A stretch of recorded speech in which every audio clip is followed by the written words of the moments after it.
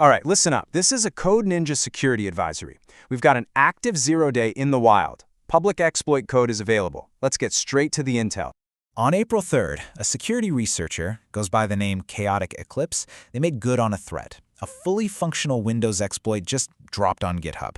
Now let's be crystal clear. This was not a coordinated disclosure. This was a 0-day drop, a direct message sent straight to Microsoft's Security Response Center. And what it means is that every unpatched Windows system out there is now at immediate, and I mean immediate risk. We're tracking this threat as BlueHammer. It's a local privilege escalation vulnerability, or LPE. Now what does that mean? It means an attacker who already has a basic foothold on a machine, maybe from a simple phishing email, can use this exploit to become NT authority/system, the king of the castle. They get total control. And as of right now, there is no official patch from Microsoft. You are on your own. And just look at how fast this all went down. A warning on March 26th, public exploit on April 3rd, and by the 9th, it was the security community, not the vendor, scrambling to release its own mitigation tools. This is what happens when standard disclosure protocols break down. It's a fast-moving threat, and we're all playing catch-up. So, the mission for this briefing is twofold. 1, I'm here to arm you with immediate, actionable intel for hardening your systems and detecting this thing. 2, we need to apply pressure. Force a vendor patch. We practice coordinated vulnerability disclosure to protect the perimeter, and right now, this is our response. Okay, before we dive into the technical details, we need to do a quick comms check. It's crucial we establish a secure channel for ongoing intelligence. First things first, subscribe and hit that notification bell. Think of this as your intel feed. You need those real-time updates as this situation develops. Second, I need you to like this advisory. That's your formal ACK, your acknowledgement that you've received this intelligence packet. And third, drop a comment below. I need your status. Are you vulnerable or are you mitigated? This isn't just for show. This is a community census. It helps all of us map the blast radius. Your input is critical. All right, comms check complete.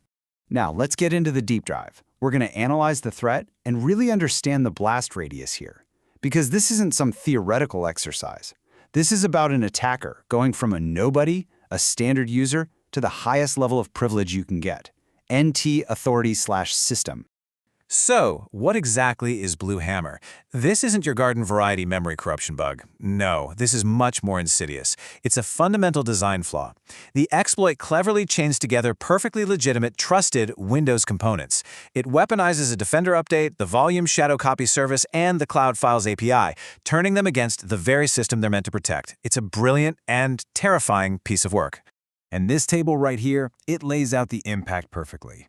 Before BlueHammer, an attacker is a nobody, a standard user. But after, they can read the locked SAM and system hives. That's where all your password hashes live. They can spawn a shell with system privileges. They can install whatever services they want. And get this, they can even restore the original password hashes to cover their tracks. It's total, stealthy ownership of your machine. Game over. So how does it actually work? Let's break down the attack chain. It's 5 critical steps. First, the exploit hunts for a pending Defender update. Second, it baits Defender into starting a scan, which cleverly forces Windows to create a privileged snapshot of the entire system disk, a volume shadow copy. Third, and this is the genius part, it uses the Cloud Files API to freeze Defender in the middle of its scan. That leaves that privileged snapshot just sitting there, accessible. And from there, the attacker has everything they need. They harvest credentials, escalate their privileges, and then clean up like they were never there. All right, since we don't have a patch, we have to pivot to defense. This section is all about the mitigation protocol. These are the immediate hardening and detection measures your teams need to be rolling out. Not tomorrow, not next week, right now. Our strategy has to be twofold. You've got proactive hardening on one side. That's about shrinking the attack surface. And on the other, you've got reactive detection. That's about spotting the telltale signs of an active BlueHammer attack. You need both. A strong perimeter and tripwires. Okay, for hardening, let's focus on 3 priorities. Number 1, and I cannot stress this enough, this is your single most effective defense. Enforce application control. Use WDAC, use AppLocker. If the exploit's code can't even execute, the whole chain breaks right there. Second, you have to keep your Defender signatures up to date. The exploit needs a pending update to work. So if you force updates every 4 to 8 hours, you shrink that window of opportunity way down. And third, verify that tamper protection is enabled. Don't let an attacker roll back your definitions. Now, for detection, we're not just hunting for a file hash here, we're hunting for behaviors. You need to be looking for 4 key indicators. 1. User space processes poking around and querying for volume shadow copies. That's not normal. 2. Unusual calls to the Cloud Files API from processes you don't trust. 3. Watch for rapid credential churn. That's event IDs 4723 and 4724 firing in quick succession.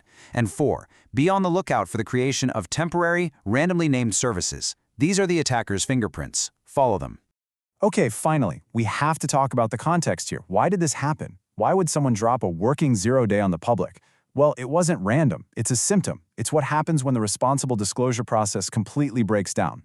So really, why would a researcher do this? You have to understand the motivation.